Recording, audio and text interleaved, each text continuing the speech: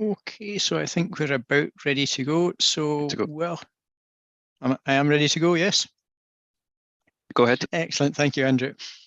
Okay, so welcome to the LISA instrumentation session. This is session 2 out of 3 of the parallel sessions in LISA instrumentation at the LISA 14th LISA Symposium.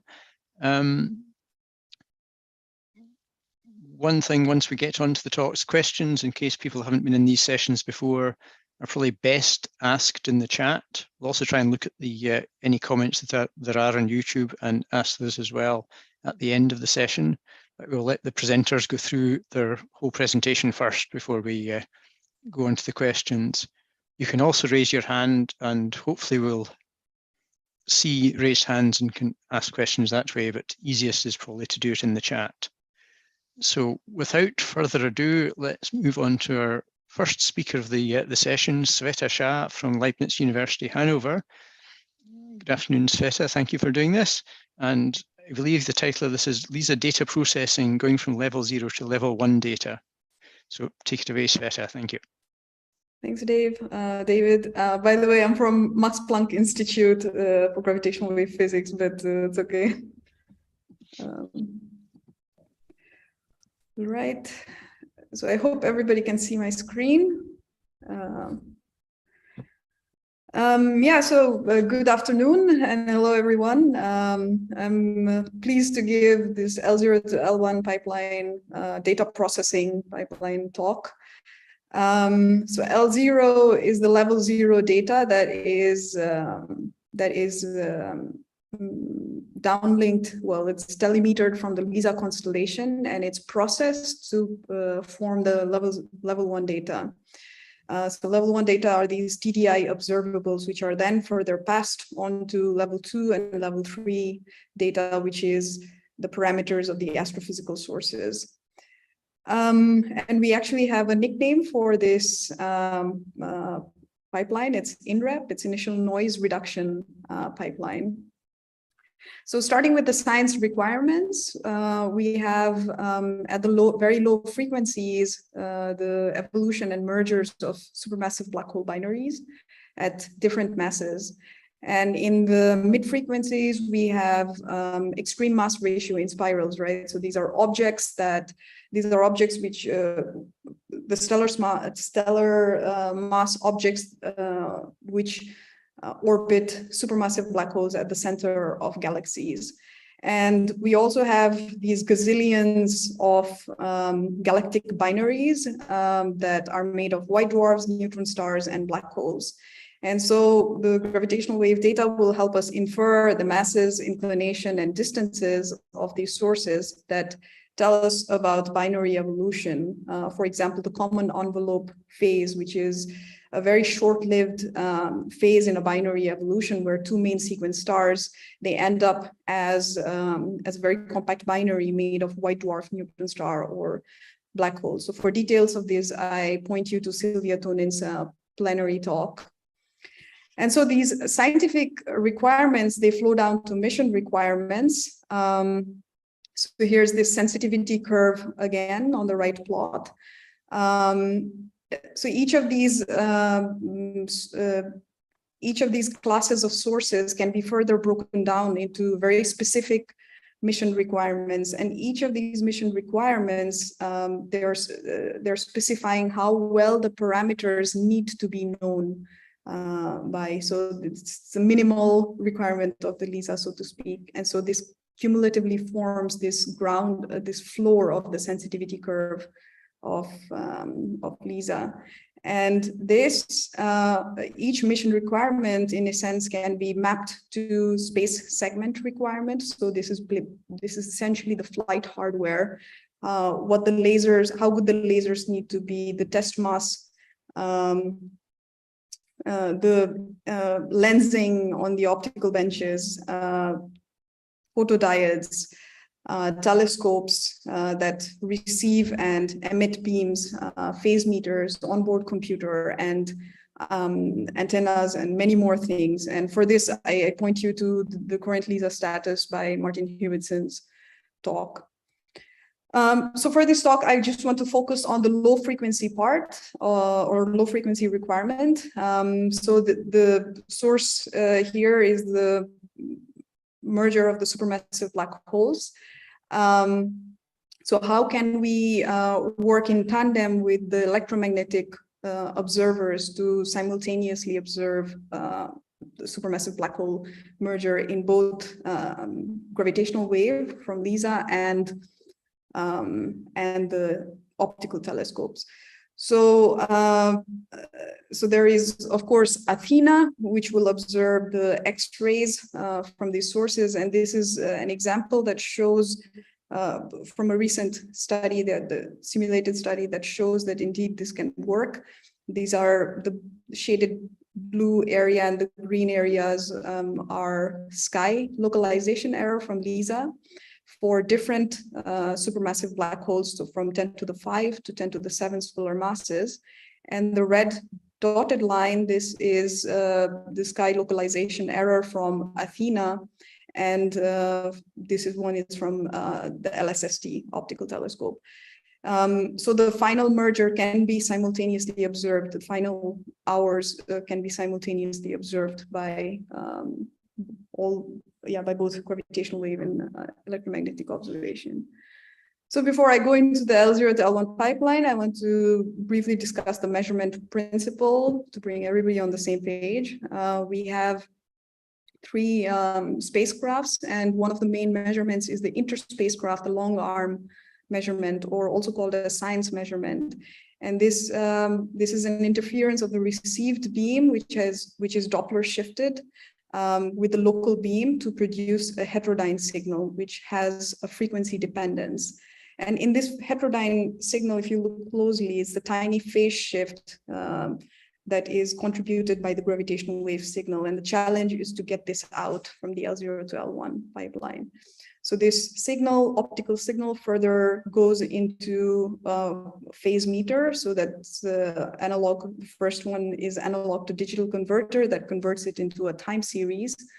And then it goes into a so-called digital phase lock loop core. So this essentially takes the time series, decimates it to a lower frequency. So the sampling of this frequency is done at a very high rate. And what comes out of it is total frequency, total phase, also total frequency fluctuations. And there's an experimental verification of this going on with hexagons. So you will hear more about this in Kohei's talk. So this is 3 lasers with 6 beam splitters, and it's designed so that we get 6 beat note signals, which are time stamped with 3 clocks. And so some of the aspects of this spacecraft of the LISA mission can be verified with this experiment. So before I show the full L0 to L1 pipeline, I just want to give a quick TDI recap. So this time delay interferometry, this essentially takes care of the overwhelming laser noise, which is 8 to 9 orders of magnitude larger than a typical gravitational wave signal at millihertz. So what's done on ground is it's the major processing algorithm that takes the long arm interferometer that I just described and 2 other interferometric measurements. So this is the test mass measurement and the reference, and it combines it to give the TDI observable. So this shows the photon paths that we have to construct for unequal arm that's not changing with respect to each other. So this blue photon path that is constructed and subtracted from the red photon path, which goes in the opposite direction. And this is the algebraic form making up these paths. And this one takes into account the relative motion of the spacecraft with each other. So the photon paths have to be longer to reduce the laser noise. So this is all covered very well in Jean-Baptiste's plenary talk. Okay, so this is the L0 to L1 main pipeline, the heart of it. We have demonstrated that it works for the mission formulation review last year. On the left side, we have all the data simulation part. So this is mostly,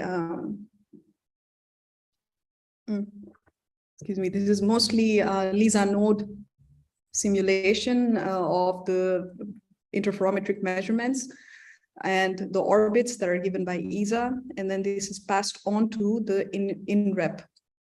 And in INREP, the main parts are the Kalman filter. So Kalman filter takes the unsynchronized data from the simulation, synchronizes it to nanosecond accuracies, extracts the arm length or delays to nanosecond accuracies as well. And then it passes that on to the heart of the TDI algorithm, which is reducing the spacecraft longitudinal motion and, excuse me, and the reduction to the laser noise reduction and also the secondary noise reduction. So for example, the clock noise that gives the uneven sampling also couples into the phase noise later on, which has to be subtracted in a post-processing algorithm. So the major highlight that I want to stress here about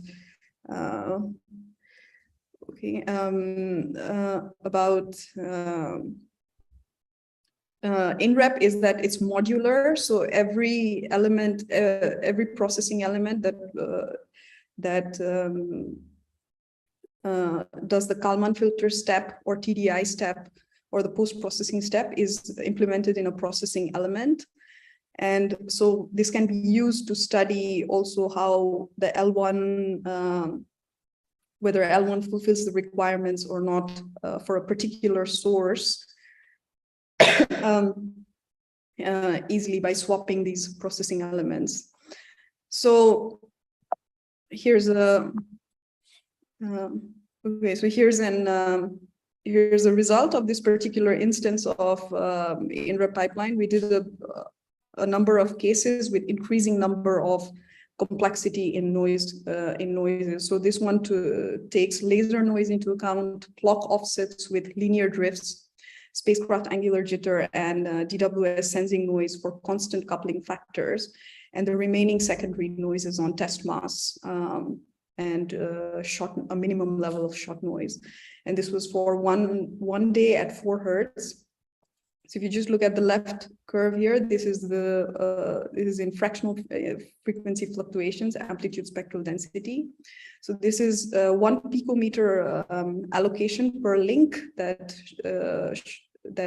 is shown for the TDI-X observable, and the blue curve has the TTL noise. And it has already been subtracted with respect to the other big noises. And this is then, so for well-known coupling coefficients, this is shown to reduce to this orange curve.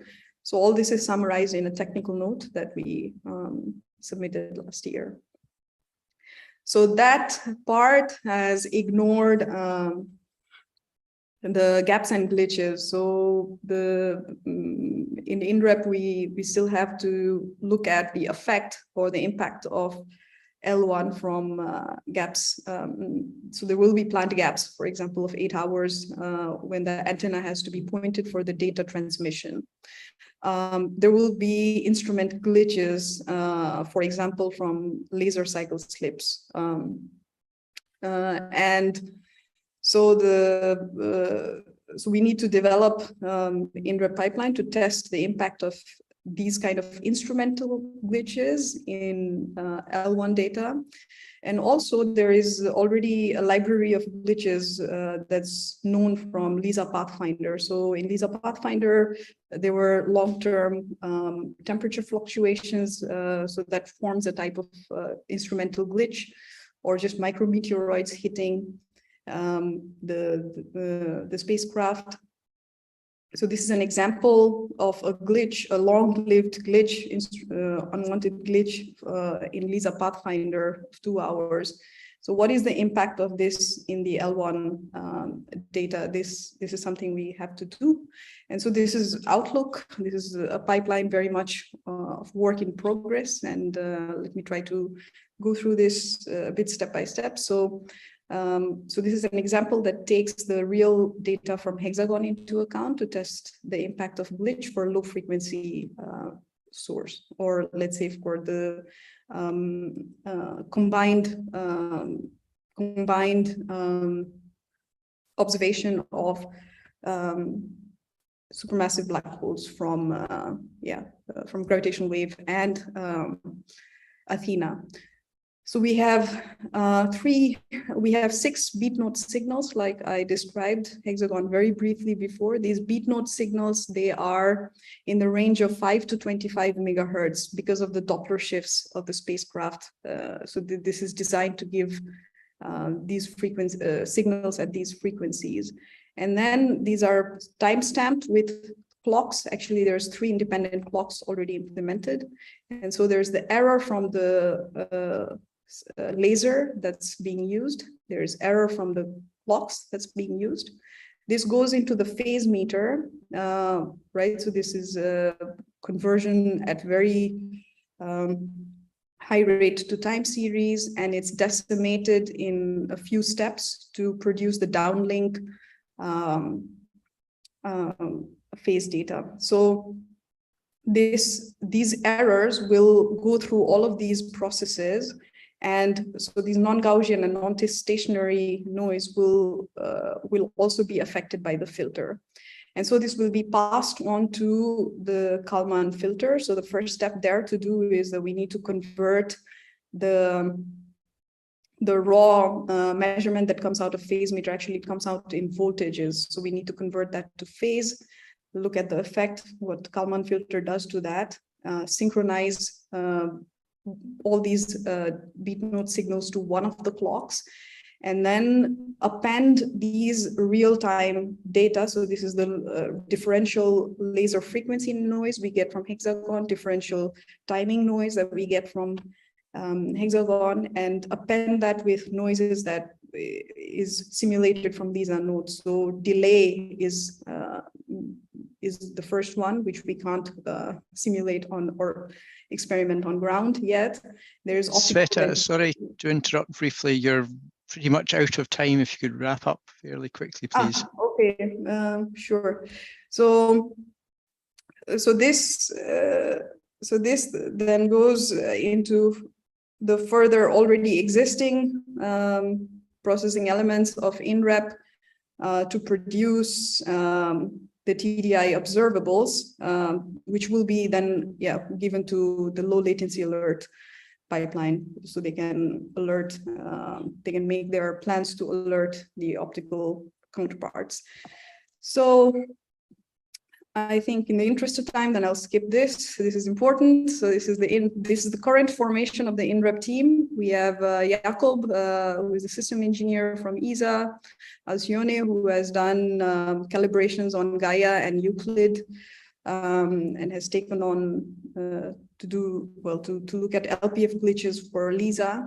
Karsten, who is software engineer, Uwe, who is LISA science operations study leader, Niklas, who is a PhD student in AEI, looking at doing Kalman filter studies, Martin Stab, he's leading the studies of TDI ranging, and I point you to his talk tomorrow.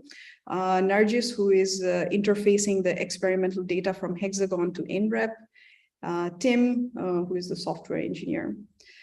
Okay, so that's all. I'll stop. Excellent, Sveta. Thank you very much for that.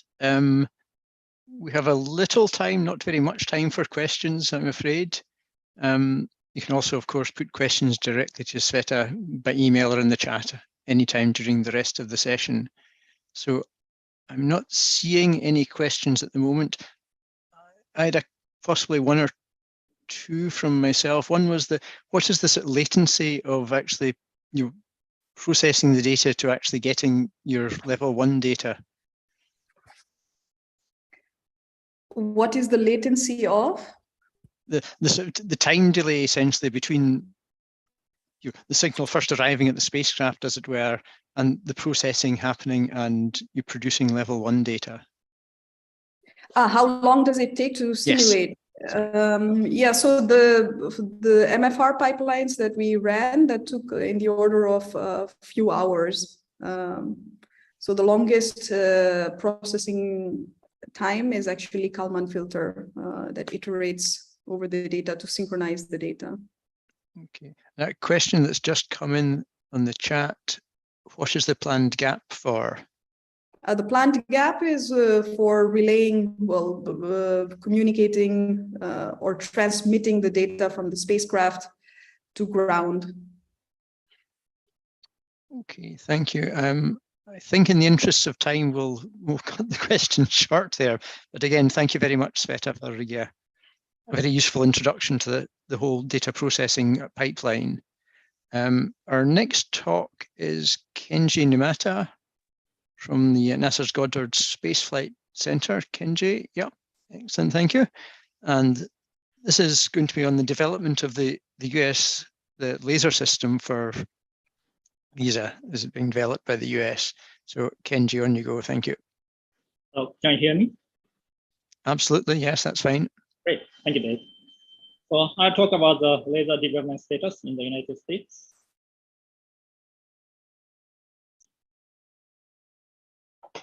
This is the content of my talk. First, I'll start from introduction. Then I'll talk about the statuses of each subsystems, laser optical module, LEM, laser electronics module, LEM, frequency reference system, FRS, and the power monitor. Then I'll mention our reliability activity and schedule, and then I will summarize my talk. First, let me start from the introduction. The laser is a possible component contribution to LISA from the United States. The laser work at the United States officially started around 2017. The laser TRL is transitioning from 4 to 6. Our near-term goal is to deliver TRL6 to ESA early next summer. We expect to have an adoption review and decision in later 2023 or in early 2024. There will be 12 laser heads in LISA constellation. There is one laser system, LS, for spacecraft. Inside the laser system, there are 2 laser assemblies, LA, and 1 frequency reference system, namely an optical cavity. Inside the laser assembly, we have 2 laser heads, LH. One is hot and the other is cold redundant. Here is the top level laser requirements. There are general requirements such as size, mass, power, temperature, vibration, shock, radiation, and so on. These are original requirement numbers in the ESA's requirement document, and these are our current best estimate, including 20% margin. We are talking to ESA if this change is acceptable. We need 2-watt continuous wave output power on the optical bench at the end of life. The wavelength is 1064 nanometer, having linear polarization. There are tight noise requirements on its frequency, intensity, and RF phase. The other tight requirement is the lifetime, including ground testing, storage, cruise, nominal operation, and extended mission. Up to 16 years of lifetime is required. It is unusually long as a space laser. The laser optical module is based on the master oscillator power amplifier architecture MOPAR, where we start from a low noise master oscillator and then we amplify the light with a relatively simple amplifier stage. This figure shows the baseline TRL6 long optical design. This part is the MO, and this part is the PA. We are implementing multiple internal redundancies to meet the lifetime requirement. Inside one ROM, we have 2 MOs, and each MO has 2 pump laser diodes, which are hot redundant. The power amplifier stage uses 3 pump laser diodes, which are cold redundant, and has 3 internal emitters. We are also implementing protection mechanisms such as scrum laser to protect the amplifier in the event of shear loss, and the fast pump shutdown mechanism, and raising the detection mechanisms. This figure shows the TR6 ROM mechanical design. We are adopting pressurized clamshell box to allow for streamlined build. The box will have a single thermal mechanical interface. To avoid the drum mode of the sidewall, the box is stiffened from outside with the ribs. This here shows the master oscillator, micro non-planar oscillator package. We established basic build process with dedicated process development units. Alvo Photonics is now finishing up first 9 EMQ qualification units. We learned many lessons, and also we improved the performance significantly from TRF4-5 packages. The EMQ unit has passed multiple qualification tests such as radiation, shock, vibration, and temperature cycling. We are running chip-on-someone diode life aging test at EGR Photonics. We are also running pump module level tests here at NASA. They look promising. We are also planning on a long-term aging test for the micro NPRO package itself. From early prototypes, we have improved piezo tuning efficiency, fiber coupling efficiency, and so on. The frequency noise performance is quite high, especially at low Fourier frequencies. We apply many design changes to go to the TR6 micro NPRO design. The TR6 package is hermetically sealed with Gera inside. We use solder as much as possible to minimize component drifts. We redesigned the package and the crystal to have higher performance. Especially the piezo frequency tuning efficiency has been improved by factor 10. This eliminates the need for high voltage amplifier. You can find the details of it in Tom Kane's recent proceedings paper. We are now using dual loop T sheets for the pump diode for redundancy against T sheet paired loss. We have also performed intensive numerical modeling of the package. Alvo Photonics has delivered 9 EMQ units to us, and they are going to build number 8 and 9 packages next month. We apply some final changes such as piezo, PZT metallization, and mirror shape to ensure higher reliability. This figure shows output power of the EMQ unit, where over 300 milliwatt power in fiber is demonstrated. The power amplifier is built by Fibertech, and they have delivered 3 TRF4 ETU units by last year. The PA design passed the critical design review about 4 months ago. The TR6 EMQ design has been completed, and the first EMQ unit has been delivered to NASA for evaluation. It has improved off-mechanical design. The scrum laser and detector boards were designed and built. Currently, the EMQ unit is being used for additional data collection. The amplifier unit has passed the vibration test and temperature tests. Those tests were done at component level as well. And thermal and mechanical analysis have been completed, and the optical numerical modeling has been done for the amplifier. We have an ongoing separate reliability activities such as accelerated life tests and process development activity as well. The PA power amplifier is a 4-pump amplifier with 10 micron double-clad gain fiber, having 3 pump laser diodes. The original mechanical design was taken from CubeSat laser comp terminal, having 10 centimeter by 10 centimeter in size. We apply several changes to go to the TR6 design. We are now coupling the scrum laser into the core of the gain fiber, added 4 additional optical power monitor channels, 3 pump power monitor channels, 2 backward monitor channels at different wavelengths.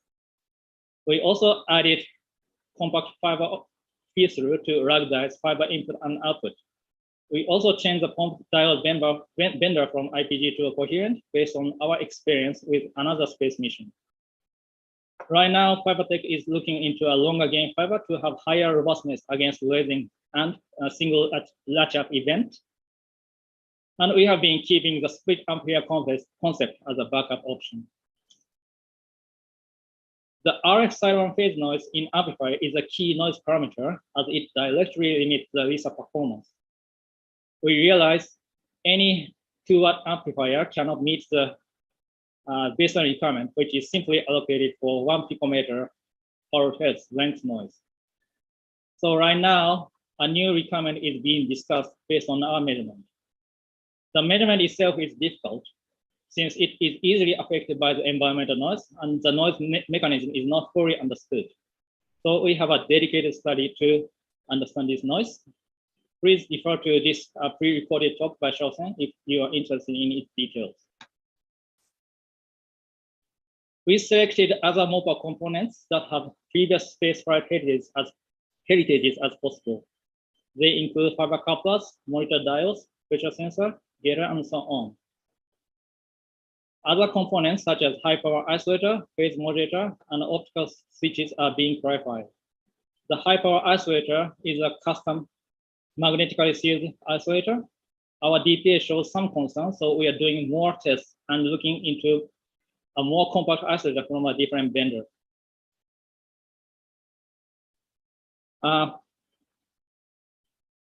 We are using a phase modulator rated for 400 milliwatt optical input power. However, our recent experience shows there is an inevitable photorefractive damage that we want paying attention for. So we are talking to different vendors who has better long-term clarification data. Our DPA shows several concerns with the existing COTS switches. So we are working with a vendor to develop a better switch and also talking to other vendors.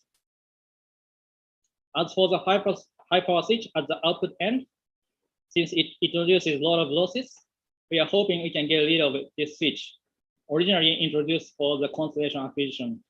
If the high power switch is not installed, we do not need to clean up the polarization with this high power polarizer, and we can further improve the efficiency and overall reliability.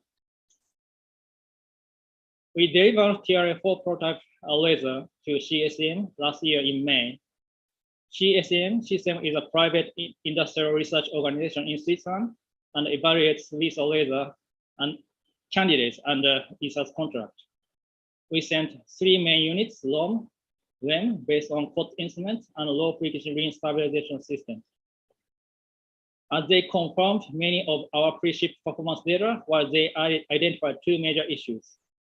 The first is the large RF siren phase noise. It turned out that we didn't perform the right measurement for this unit, and we missed an opportunity to identify this problem before we ship. There may have been an unexpected optical feedback we didn't notice. The second issue was the power loss event happened last month after 7,000 hours of operation.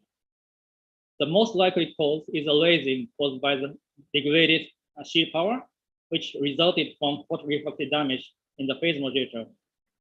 Since this is a TRA4 level unit, we didn't perform any long-term testing and also didn't review vendor test data intensively. Through these experiences, we learned 4 lessons, and we are taking corrective actions, revisiting the design and build procedure.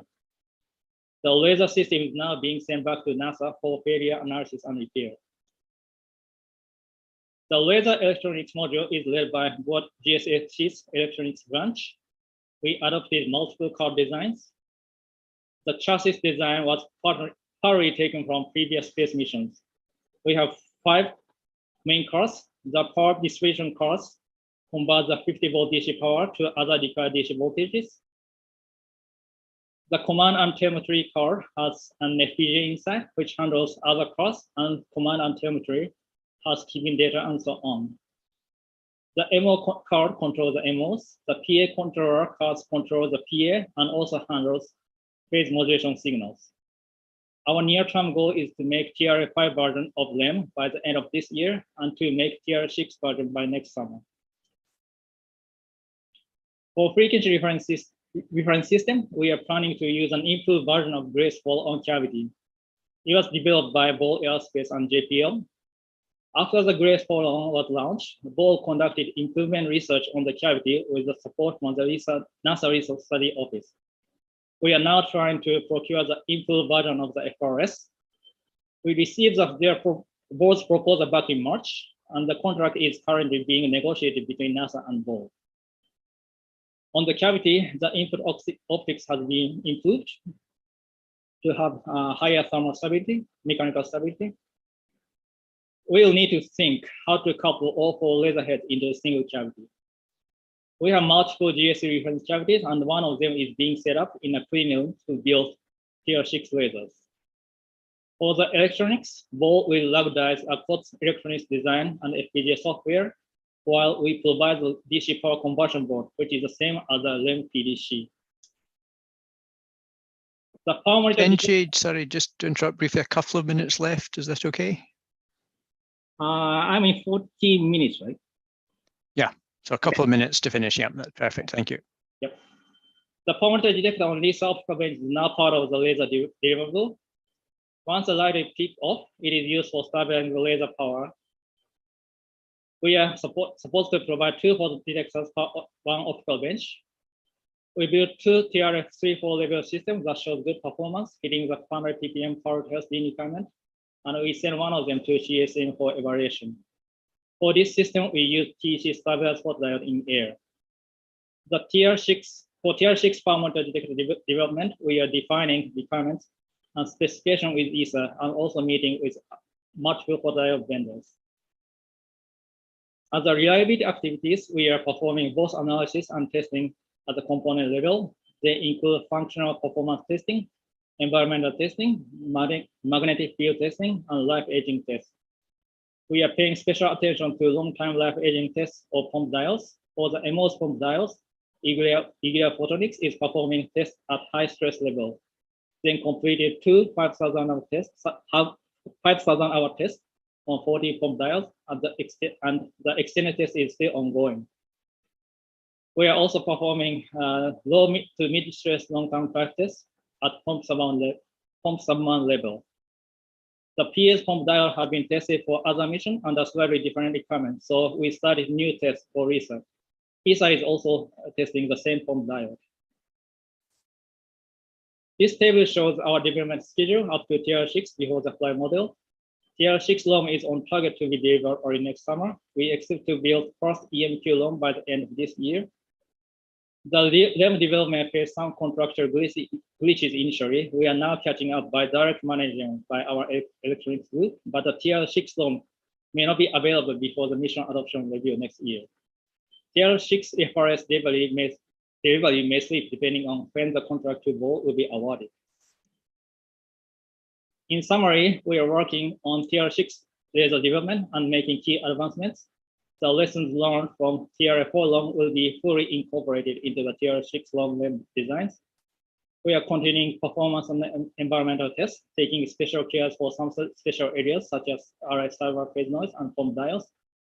The laser reliability is a key for the success of LISA, and we need long lifetime ongoing reliability activity.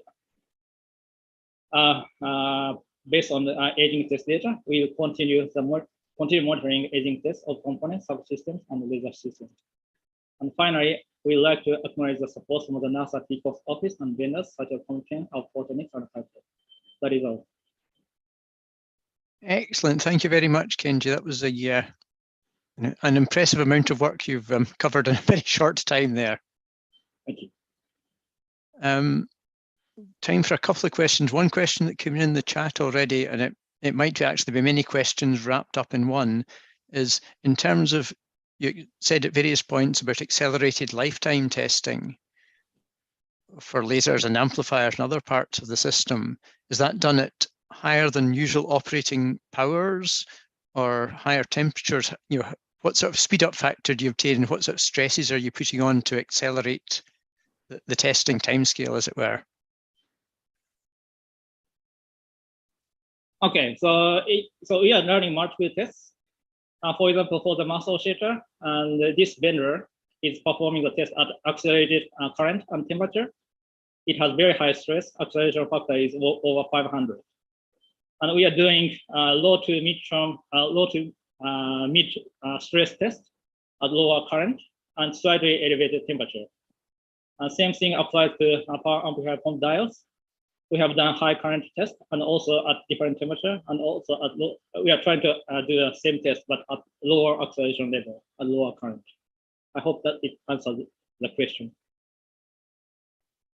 I think so, yes. I mean, I'm slightly curious myself as, how much overcurrent are you testing at?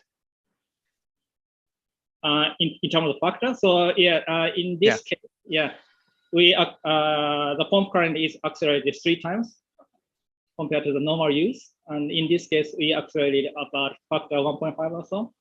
And in terms of temperature in Celsius, this is about 2 times, and this is about 20% or so, something like that. Okay, thank you very much for that. I'm not seeing any other questions, and in the interest of time, again, feel free to put questions into the chat even after we're moving on to the next talk. But again, let me thank Kenji very much for what I thought was a very, very impressive talk with a lot of data in it. And if we move on to our next speaker, I'm hoping, Kohei was there. So having got the institute wrong last time, this will be Kohei Yamamoto from Max Planck Institute for Gravitational Physics in Hanover. And Kohei, take it away, please. Sorry, I should have given you the title as well. Experimental Verification of Intersatellite Clock Synchronization and Laser Performance Levels. Or indeed, we could just have read it from the slide in the first place. Thank you. On you go. Okay, thank you, David, for introduction. I'm Kohei, a PhD at AIA Hanover. So in this talk, I report the latest study of clock synchronization with our optical test bed called Hexagon. So the content is just a brief summary of a paper with the same title, so you can find the detail in the paper if you want. So let's recall some key points of LISA, which is related to this talk. So our observation band is, as from 0.1 megahertz to 1 hertz, and each spacecraft has its own onboard clock, which is not actively synchronized on board. And the 3 satellites in LISA keep moving at the speed of 10 meters per second. And as a result, the onboard interferometer has a very unequal arm length, which is very sensitive to the laser frequency noise coupling. So to suppress this overwhelming laser frequency noise coupling down to the required level, we need to synthesize equal arm interferometer in post-processing using the technique called time delay interferometry. So this time delay interferometry technique, so TDI, requires the combination of data measured at different spacecrafts, in other words, sampled by the independent clocks. So this in turn causes another issue, the coupling of the clock noise. So to synchronize all clocks to one reference time frame in post-processing, we need to monitor the clock noises on board and use these signals in post-processing. So this slide shows how we measure the clock noise on board. So in short, we will embed the onboard clock signal to the beam phase using EOM. So this is a schematic of very simplified LISA. And so let's start with this spacecraft 1. The onboard clock 1 is embedded to the beam phase using EOM, and it propagates to the distant spacecraft. And at the distant spacecraft, exactly the same is happening. The onboard clock is embedded to beam phase. And as you know, the interference occurs at the beam splitter and measured by photoreceiver, and its phase is extracted by our phase meter. And now, because of this, the clock sideband, in addition to carrier bit node, we also have sideband bit node. And the phase of this sideband bit node includes the signal of differential clock between 2 onboard clocks. So this is how we monitor the differential clock noises on board, and we can use it in the post-processing. And let me extract 6 beam splitters from this simplified LISA schematic. Then I can end up with this symmetrical hexagon shape. And this is this shows the link between the simplified LISA and our optical testbed hexagon. So Shweta already nicely introduced this experiment, but let me elaborate the explanation. So this slide shows the basic information of the hexagon. So we have three beam sources, which are phase locked to each other with some frequency node injection. So the idea is to generate 3 optical bit nodes pairwise from these 3 beams. So we have 3 beams, 1, 2, 3, and we generate 3 optical bit nodes, alpha, beta, and gamma. So alpha is equal to 1 minus 2, beta is 2 minus 3, and gamma is 3 minus 1. And what we can actually measure is this primate value, primate phase after applying the epsilon operator. So this operator represents phase extraction with photoreceiver and phase meter. And in post-processing, we can make this new combination, which is called 3-signal combination. And by checking the performance of this 3-signal combination, we can evaluate the phase extraction with our system. So this is the basic idea of the hexagon. And in the last iteration of this experiment, we developed the setup to verify the clock synchronization scheme planned for LISA. So this is a schematic of the latest setup. So we have 3 modules, phase meter 1 module, 2 modules, and 3 modules. And each of them represents 1 spacecraft in LISA. So this is 3-signal test with independent 3 phase meters. And the ultimate goal is to synchronize phase meter 2 and 3 to phase meter 1. So phase meter 1 module is our primary module. So let's have a look at our primary module first. So we have clock 1 at 2.4 gigahertz, which is embedded to the beam phase using EOM, as already mentioned. And from this 2.4 gigahertz, we generate 80 megahertz clock driving phase meter 1 and also 75 megahertz piloton. So that's it for this primary module. And let's also have a look at one of secondary module, for example, phase meter 2. So this also has 2.4 gigahertz clock, so clock 2, which generates 80 megahertz clock driving phase meter 2 and 75 megahertz piloton.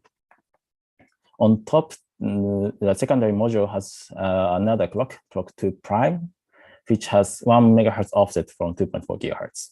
And this is the one which is embedded to beam phase. And to compensate for the difference between 2 clocks, we generate 1 megahertz electrical signal with electrical mixer. And to conceptually explain how all clocks go through the setup, let me use this clock diagram on the bottom right. So again, I'm repeating the explanation more or less.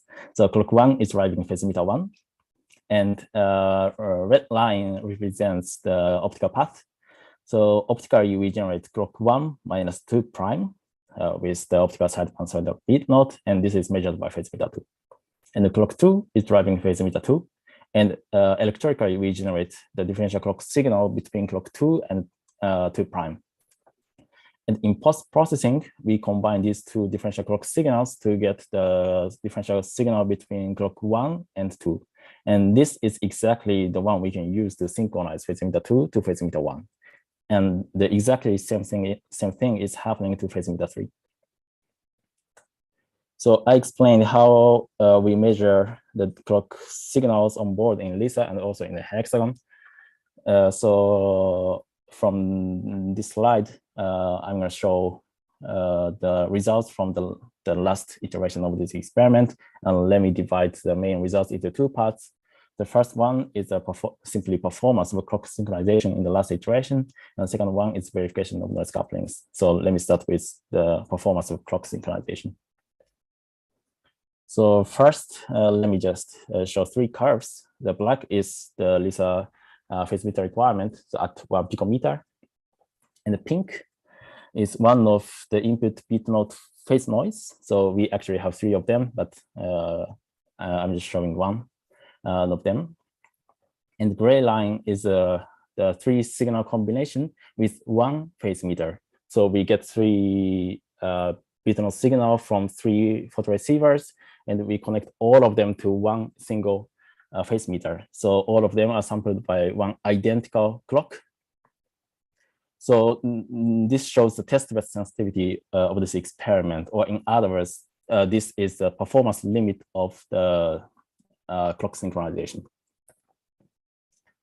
Then now I added 3 more curves, yellow, green, and red. Yellow is the 3 signal combination with 3 independent phase meters without any clock synchronization.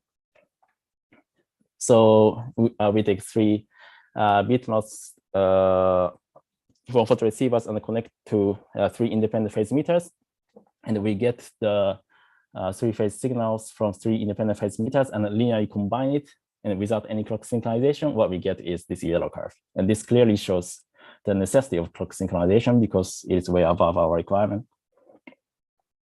And green is the total in-band stochastic clock jitter. And after applying the clock synchronization in post-processing, we can suppress yellow down to red. So red is our final performance. So the clock synchronization improved the performance by around 7 orders, of course, depending on frequency region. And this was a new benchmark performance of the Lisa clock synchronization. And currently, as you see here, the performance is limited by the test-bed sensitivity, means red sits on gray. And although I skipped the detail of the post-processing, we actually applied time delay interferometric ranging algorithm to derive the initial clock offset. So from these curves, we can estimate its precision, and it reached 1.84 meter, which is already in the right order of the target sensitivity, target precision of TDIR and Lisa. And next step is for sure to improve the sensitivity to test clock synchronization with a better accuracy, hopefully below 1 picometer. So it was first half of results. The second half is the verification of noise couplings. So to explain noise couplings, we could verify in this experiment, and let me use this toy model. And just to avoid confusion, this is just toy model to explain noise couplings, and this is not what we do in experiments. So we have 1 bit node signal from photoreceiver, and let's say we split into 2, and each of them is measured by independent phase meter. And let's consider phase meter 1 is our primary phase meter, and 2 is secondary. So here, let's try to formulate the difference between the 2 phase meter outputs after the clock synchronization. Let me write it as Y. So the output of the phase meter 1 is very simple. So bit node signal, and first we need to apply F operator. This is filtering operator which represent the anti-aliasing filter prior to the downsampling in the phase meter, and S is the sampling operator which represents downsampling. So that's it for the phase meter 1. The output of phase meter 2 is a bit more complicated. So first we need to apply time stamping operator, which represents coordination, time coordinate transformation. So this represents the difference between 2 clock. Then filter and downsampling. And in post-processing, we need to apply the T inverse. So, to adjust timestamps, we try to undo this timestamping operator in post-processing. So we need to apply this T inverse. And after some calculations, we end up with the second line. And this tells us 2 noise couplings. The first one comes from this commutator between timestamping and sampling. So this is aliasing effect.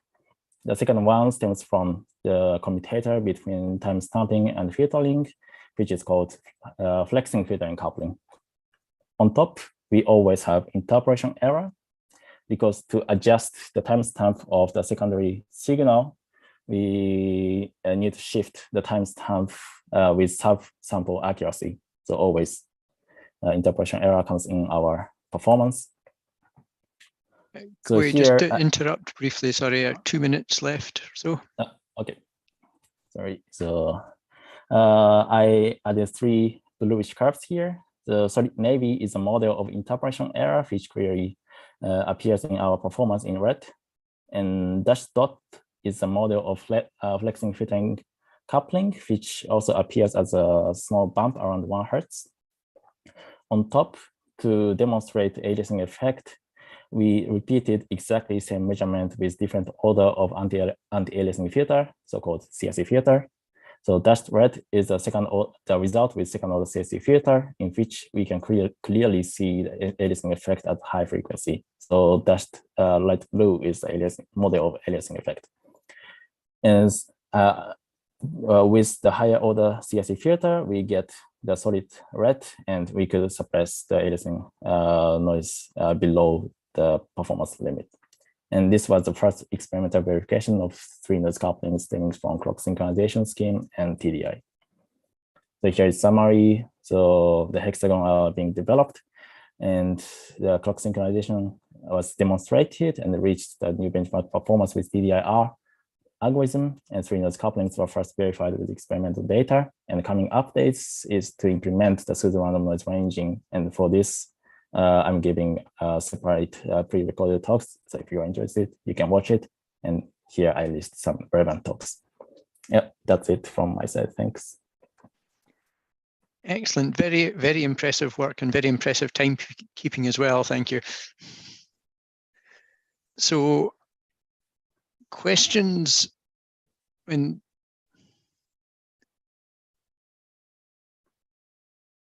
sorry, I'm being told off for not starting my video here. A question I have, which is possibly a slightly unfair one. I mean, it's very impressive the results you're getting. What stops what's limiting the fundamental performance? I mean, your fundamental performance limit, yes, is very close to the LISA requirement, but it's not quite there. So as a physicist, it's not, gosh, you've done really well, but why aren't you doing even better than you're doing? Yeah. So it is very natural question. So from our separate experiment, electrical test, we are confident that this is not the noise from phase meter itself. And our last noise investigation suggested that it comes from something optical. And my personal guess for now is it is related to something depending on the laser power, like straight light or polarization. This is my current guess, but to be very honest, I couldn't identify the actual noises in the last iteration. But this is left for the next iteration. It's current speculation. Yeah, fair enough. And another question from, again, this is from me, is I'm trying to formulate the question properly. You have the clocks, and eventually you put the clock signal essentially onto the laser light. You modulate it onto the laser light. What are the sort of requirements and the stability of that system, from clock signal to phase signal on the laser light, and what's the main limiting thing there, or is that not really a problem for you? Main limiting noise source. So it would be different between hexagon and LISA because of some different experimental setup. But in LISA, in my understanding, the expected limiting source comes from a laser amplifier. So in LISA, the laser amplifier comes after the EOM, and some separate noise investigation reveals that this amplifier causes dominant noise for the modulation. So this is my understanding. Excellent. Thank you very much for that. I'm not seeing any other questions coming up in the chat. So with that, I would like to thank all 3 speakers from the first part of the session. Thank you, Sveta, Kenji, and Koei, for some very interesting and impressive talks. And we will now have a 15-minute pause and restart at 1:15 for the final 3 talks in this session. Again, thank you all to the speakers so far. It's been an excellent session.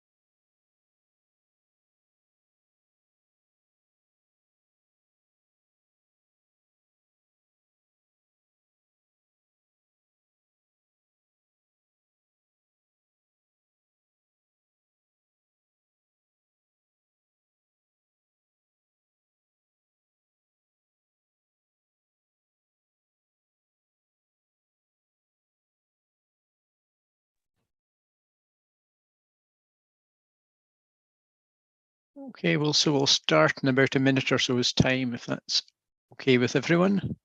And if it's not, then you better shout in some way.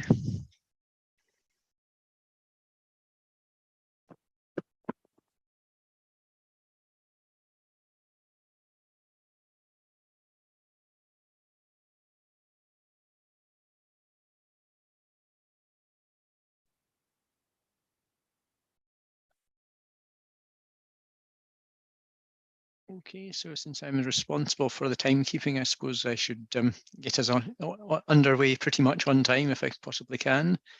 So welcome back to the second of 3 LISA Instrumentation Parallel sessions at the 14th LISA Symposium, the second part of this session. And we're going to start off with Thomas Schwartz from the Max Planck Institute for Gravitational Physics in Hanover, who will be talking about progress towards a flight phase meter analog and digital signal chain demonstrator. So if you're ready, Thomas, you can unmute yourself and on you go. Thank you.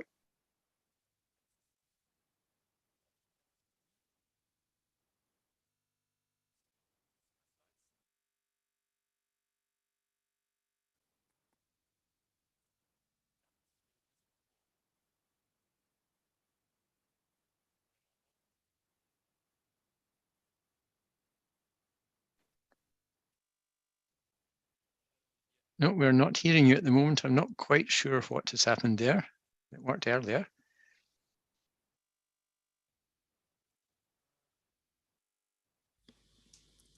What about now? That is better, yes, we can hear right, something. Perfect, very good. Should I adjust more, or is it okay? I think, well, if you could make it a little bit louder, that would help, but it's certainly perfectly audible. Okay, so next try. Okay, Oh. I think on you go, yep. Okay, perfect. Okay, sorry about that. So, and thank you for the introduction. So I will tell you about our efforts towards a flight phase meter, and in particular, what we call the signal chain demonstrator. So it's an intermediate step in the whole development process, and I will also put it into the context of the former and the future work. So a short recap of what the phase meter is actually supposed to do, or what are the requirements imposed to it. So we can see here a classic LISA long arm interferometry simplified. So we have our local spacecraft transmitting a laser beam towards a remote spacecraft. We have here our phase locking. So having basically sending a phase copy back. So we have here our interferometer with a very long arm and a very short arm. And this beat node from the interferometer is then captured by our phase meter. Naturally, because we want to detect gravitational waves that are very tiny, we need this picometer precision, which translates into microradian precision for the phase readout. Due to the Doppler shift between the spacecraft, we have a heterodyne beat node between 5 and 25 megahertz, taking account the offset phase log. Due to what I just mentioned, this huge arm length difference in the interferometer, we basically see all the laser frequency noise up to a factor of 2. So in the phase meter, we need a high dynamic range, because in the end, the laser frequency noise is only removed in post-processing in TDI. So the phase meter needs to capture this really noisy data, but still with a very high precision. So that's what we call high dynamic range. And naturally, we have many photoreceivers, also quadrant photoreceivers all over the constellation. So we need a multi-channel phase meter. So many channels, which might sound trivial, but it's not. So to start with, in 2013, in a collaboration between AEI and DTU and Axcon in Denmark, there was the elegant breadboard model developed. So basically a TRL4 model. So you can see here a picture of the breadboard, and there it was shown that it performed very well. Whoops, sorry about that. In a split test, for example, you can see here. So meaning you compare this signal, the phase meter channels with similar signals, and we can see here the performance is well met. So the requirements here, the gray curve, and also with a high dynamic range. So this blue rogue line above gives you the input signal dynamics, and this is then mitigated in the split test. Also, we performed some more sophisticated tests, namely the 3-signal test. You heard about that just a couple of minutes ago by Kohei. So here, however, in this very early test, it was performed with 1 phase meter only, in contrast to what Kohei showed you with several phase meter and clock tone transfer. And also here, the phase meter performed very well with other noise sources limiting the final performance. For example, you can see here in blue photo receiver noise back at the time. So this was at 2018. Okay, yeah, but you probably believe me that this you cannot just put onto a spacecraft. So we need to increase the TRL level and also naturally put it into, well, together with that, put that into a proper housing. So that is a picture of the goal, so to say. So we would have then a proper housing with thermal management, and also very importantly with spaceflight components. So all the electronics here, there you cannot just put them into space. So we needed to move to components that have spaceflight equivalents, in particular FPGAs and ADCs and more, but I will mention that later. We have to take into account redundancy. For example, you can see here in one of these modules, 16 channels, and they are servicing actually 8 quad-on photo receiver channels. So there you can see already code redundancy. But yeah, let's take a look into what we would then describe as the EM, so TRL6 EM. I would also like to mention the next talk then by Esteban, who will go into much more detail here. But let me quickly summarize the different modules. So on top, we have the power supply unit, which is providing the power to all the other modules. Then most importantly, we have 4 backend electronics modules. So these are it's the important part that reads out the photo receiver and the interferometric signal. And we have 4 because, let's go through this. So this one, for example, is for the test mass interferometer. There we have 16 channels, as I said, in code redundancy. Then down here for the reference interferometer, again, code redundancy. And here 2 modules with 8 channels, and those are meant to read out the long arm interferometer in hot redundancy, because there we have very little power and we need to get every watt that we can get. In the middle, we have the frequency distribution module, who provides clock and pilot tone to all the other modules to make sure that every sample is properly timestamped, or that it's possible to timestamp every sample properly. And on bottom, finally, the housekeeper, the data handling and laser control system, who will then bundle all the data from the different modules and send it to the onboard computer. A nice side effect of this is that the modules, you can develop them separately. And this is exactly the idea of the signal chain demonstrator. So it's then a separate development, or a parallel development if you want. And it will consist of then an 8-channel card, so similar to what we need to read out 8 quad-on photo receiver channels, together with a custom PCB. And in total, it will give us an analog backend electronic plus the digital backend electronic. And together, it's almost a one-to-one copy of the actual EM backend electronics. Because we don't have a DHLC here, then we will replace that with EGSE equipment, for example, SpaceWire, bricks, and so on. And the overall goal is to verify that the complete signal chain from analog to digital works with spaceflight components. And then we had to take another intermediate step. And now I will tell you about what we call our proto signal chain demonstrator. And this is due to the fact that components are very hard to get by these days. And also custom PCB layouting and routing, it takes some time. So here we, for first prototyping, we went to a version where we can operate with a FPGA evaluation board, which you can see here on the right side. Actually, it's an RTG4 by Makrusemi. And you can buy this then as is, just off the shelf. And we could then focus our effort for now on the analog electronics. And in this prototype, we have then a 4-channel analog front end, or back end, which is, we couldn't go to 8 channels right away because we're limited here by the FMC connectors and the amount of bits we can transmit, as the ADCs we're using here have a parallel interface. In any case, this is supposed to serve then as a first characterization tool for the analog front end, as well as as a platform for the firmware or the synthesizable logic firmware and software developments. So let's take a closer look in the analog part. So as I mentioned, what we wanted to achieve is to get actually space components on the board. And here we did exactly that.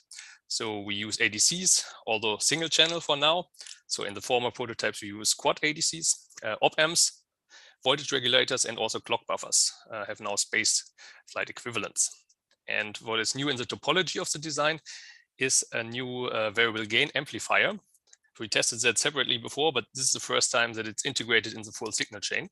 And this is important if the signal levels in LISA vary. So from, let's say in the long arm interferometer, we get probably very low signals, but still we need to adapt these to capture the full range of the ADC. So the full voltage range of the ADC, so that we don't get additional noise there. Then for the digital part in the beginning, we used a provisional design, which was very, very simple, just to be able to read out and characterize the analog front end. Well, yeah, sorry, I'm switching between back end and front end because we changed the nomenclature at some point. Sorry about that. In any case, so the digital backend then reads out the incoming data in a very provisional design here with just PLLs and pilot tone correction, and dumps the data into some BRAM and reads out via JTAG. So this, of course, is not the final version, and we are also limited to bandwidth, but it does the first purpose. So we were able to characterize our prototype. And the analog part, I will spare you, all the pain that went through the debugging in the analog part, and I will just show you then the results. You can see here also a nice housing, and it's actually, this doesn't require any active control anymore. So no more active temperature control as we needed in the EBB, for example. So that's already a plus. And I should mention that in the measurement, I will show you the new VGA for now is bridged because we first wanted to verify the topology that we had before, but now with the new spaceflight components. That's another picture with the classic bubble wrapping. Some of you might relate. And this is then the result of the final measurements, or let's say preliminary final measurements.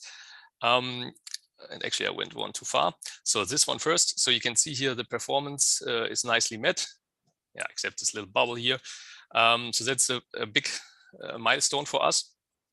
And I plotted also the temperature stability here, because in the next plot, you can see that it seems to be the limiting factor in the moment. So you can see here with deteriorated temperature stability, performance also deteriorates. So that's something to investigate further, maybe. But let's keep that in mind. Performance which was reached here, so that's very important. And now let's go from the analog part to the digital part. So as I mentioned, we had this provisional design. Of course, now we're working to get this to a proper digital infrastructure. And the requirement here is as shown here. We have some scientific data that comes in, that is decimated. So beat note frequency phases, whatnot. And also additionally, the output of an FFT running on the FPGA at a different speed. So this is done for in particular in acquisition, that's important to capture the beat note, or for amplitude estimations, this kind of stuff. And on top, so this is just data streaming in and wanted to be read out, so to say. And on the other side, we have some quasi-static control registers that need to be set, like configuration data, like PLL gains, VGA gains, and so on. And also other peripheral components like DDR memories for storing diagnostic data, and flash memory for some persistent data. And all that needs to go into some kind of bus system, which is then finally connected to SpaceWire RMAP. And our approach is to solve that with the grlib of Cobham Geisler. So it provides some IP cores for the interfacing here. So we will then solve the data processing with some, again, with some block RAM, but only as temporary buffer, which can then be read out by the HB bus, or more precisely by the HB master from the SpaceWire. And this is how the data transfer then goes on. And on top, we have some registers that we can set for the mentioned configuration, and also then the interfaces to our memories. So that's just a schematic. Here you can see our ongoing developments actually supported by Lutz Puttelmann from Airbus. And here you can see the full schematic. And actually this is already implemented, but only yet verified in simulation. So that should be mentioned. So you can see here in the middle, the main bus, the HB bus, and the top left here, the DSP. So where all the data that I just mentioned comes from, and where the configuration registers needs to be set. And also important to mention here in the top right corner, we have some debugging system. So with the softcore processor, Leon 3, which connects to the outside world separately. So there we can inject and read out bus commands independently of the actual connection to the DHLC and to the EGSE with the space wire IP core. But yeah, this will prove very useful for future developments and debugging. Also, you can see here then the peripherals that I mentioned, the flash interface, DDR memory. So the DDR memory, of course, needs a high-speed connection to the DSP, but then the trickle-down data that goes via the downlink is going again through the HB bus. Yes, and that's almost it. So let me give you an outlook. So in the on-look side, what we will do next is to include the VGA. So at the moment, I told you it is bridged and integrated into the whole topology. And important is here, of course, to also verify its phase fidelity so that it doesn't disturb our performance. And once the full chain is completed, we will then also put some effort into analyzing the transfer functions for proper characterization. And on the digital part, so I just mentioned that we have a working system in simulation. Then at the moment, Lutz on the Airbus side is working on putting the thing into silicon, so put it on the chip to then commission also the space wire. And we on the AEI side, our job then is to connect this infrastructure to our DSP core, to the heart of the phase meter, so to say. So finally, then we want to have a system on chip where the DSP is able to talk to the EGSE equipment via space wire. And also important to mention, in parallel, we are developing or implementing an FFT that fulfills the requirements for LISA, which is quite strict. So it needs to be very big, so 8K. It also needs to be live, so it's streaming data, so every sample counts. And these requirements actually are more than IP cores from the vendor can handle. So we need to put some effort there to do some custom development. So let's go to the conclusions. I told you about the signal chain demonstrator, which is an intermediate milestone towards the flight phase meter. So it tests already space-ready components, and its goal is to verify the complete signal chain, which I would consider the core of the LISA phase meter. And most importantly here, we achieve performance with a 4-channel prototype on the analog side, or well, also connecting using, of course, the digital PLLs, but also using the critical analog part. And on the digital side, we are in the progress of developing the digital infrastructure, which is based on the GR-lib of Corwin Geisler, and it already works in simulation. And yeah, further work is ongoing. And with that, I would like to finish and thank you for your attention. Excellent. Thank you very much for that, Thomas. We have time for a couple of questions. I'll maybe kick off. You mentioned sort of thermal stability or maybe thermal drive to the performance, I think, particularly of the analog front end. Mm-hmm.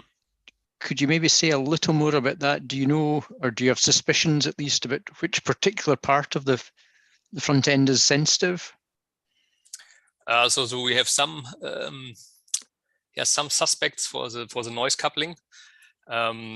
So one is what we would call the finite phase response. So if you imagine the transfer function, or well, actually I'm confusing things. So let's start again with the transfer function. So all the components, analog components in the front end or back end, they define the transfer function. And now if temperature is fiddling, and it's fiddling on the values of resistors and so on, the transfer function will change slightly. And also then, especially when you have a very noisy input signal that is going back and forth on the transfer function if you want, and then if you wobble on the transfer function, you get increased phase noise. Of course, so which component exactly now, so which resistor, I don't dare to tell. Okay, a couple more questions have come in. First one I'm just going to read out. So are the 150K gates in the RTG4 enough for the entire phase meter? So in our first, how you say, in our first layouts, so which were based on the old, or not old, but on the already used code in the EBB, and also some new IPs. So we made a preliminary estimation, and there we hit 50%. But of course, only the future will tell when everything is properly implemented. So of course, we hope that it's enough. But yeah, we targeted for the preliminary design occupation of 50%. So yeah, so we have still some margin. Okay, there's a couple more questions. We'll maybe read out one more and let you answer the other one offline in the chat, if that's all right. Sure. So how much of the phase meter is actually built, and essentially how much of it is actually TRL6? Yeah, for that question, I might actually refer to the next talk by Esteban, who might know more about all the different modules. So I picked now the signal chain. He might be able to tell you actually more details about that. Okay, that sounds a beautiful way to sort of segue into the next talk. Yeah. So thank you very much for that. That was a very interesting talk on the phase meter. Thank you. And we'll now move on to Esteban Delgado, again from Max Planck Institute for Gravitational Physics in Hanover. And the title of the talk, which will probably appear on the screen before I manage to read it all out. There, you can see the title of the talk. So again, we're told a slight continuation of the previous talk, talking more about the phase meter. So please take it away, Esteban. Yeah, thank you very much. Can you hear me well? Yes, no, that's fine. Okay, thank you. So yes, my name is Esteban. I'm working for the Max Planck Institute for Gravitational Physics in Hanover. In this presentation, I'm going to report about the status of the engineering model of the extended phase measurement system, EPMS, or in short, LISA phase meter. So, as mentioned in many different presentations during this LISA symposium, so the gravitational wave signals couples as very tiny phase fluctuations in the interferometric arms. And the LISA phase meter is the in charge of extracting the phase information from these interferometric signals. So basically, the phase meter is a core instrument in the LISA payload. And as you can see here in this representation, in this figure from here, it's where we have a couple of phase meter per spacecraft. So this represents one spacecraft, and the interfaces, the electrical interfaces with the phase meter. So basically, the phase is reading out the interferometric signals coming from the optical bench. The optical bench populates 3 different interferometers: the long arm, the test mass, and the reference one. So there is a total of 12 QPRs per optical bench, which results in 48 optical readout channels per phase meter, where 32 of them are operated in nominal configuration. And the most stringent optical readout is long arm interferometer because of the, as mentioned by Thomas, due to the low optical power levels. So there is one phase meter instrument reading out the interferometric signals from the optical bench. That means there are 2 phase meters per spacecraft, and each of the phase meter provide the internal redundancy inside the same box. The phase meter is also the laser system. So for the laser system, so the phase meter is providing the activation signal from the phase and frequency control of the procavity based on temperature, just to be able to perform the laser transponder configuration in LISA. But also the phase meter provides the auxiliary functions that are necessary for iteration with the laser system, like the optical data communication, the clock sideband modulation, or the pseudo ranges estimations that are necessary for particularly clock sidebands and ambient ranging for the time delay interferometry post-processing on ground and for the extracting of the gravitational wave signals at the end. The phase meter is synchronized with the other subsystems and synchronized with the platform based on the central timing unit. The central timing unit, basically, it's incorporated one stable in the entire spacecraft, and all the subsystems, including the phase meter, are synchronized and locked all the internal oscillator to this central timing unit. The phase meter is delivering the output data for DFAX operation and for the sign measurements to the onboard computer, that at the end, the onboard computer will transfer the data to on-ground for further processing and gravitational wave signal observation. If we see more in detail the application of the unit, so I was preparing here a basic table on the top scientific requirements that require verification on the engineering model. So one of the requirements is the multi-channel readout capability. So from the optical bench, there are coming 48 independent readout signals that are processed per each of the phase meter. 16 of them are operated in cold redundancy, meaning off at the end. So the phase meter is designed in parallel 32 channels at the engineering model level. The frequency range for the it's given by the Coupier front-end electronics bandwidth. So the heterodyne frequency is designed in the range of 525 MHz. And the most stringent phase fidelity is at the end obtained from the top frequency, the 25 MHz. Obviously, in the measurement band of LISA, millihertz frequency band, but particularly one of the requirements is the optical path length noise precision that it's achieved. It's necessary for this phase meter instrument to be 1 picometer per square root of hertz at 1 millihertz, which is equivalent a phase noise fidelity of 1 microcycle per square root of hertz. So this longitudinal displacement is not the only stringent requirement for scientific performance, also the angular readout noise, and we have a requirement of 5 nanoradian per square root of hertz by applying differential. The operational condition of the instrument is to operate in particularly for the long arm interferometer, the most stringent one with the very low optical power levels.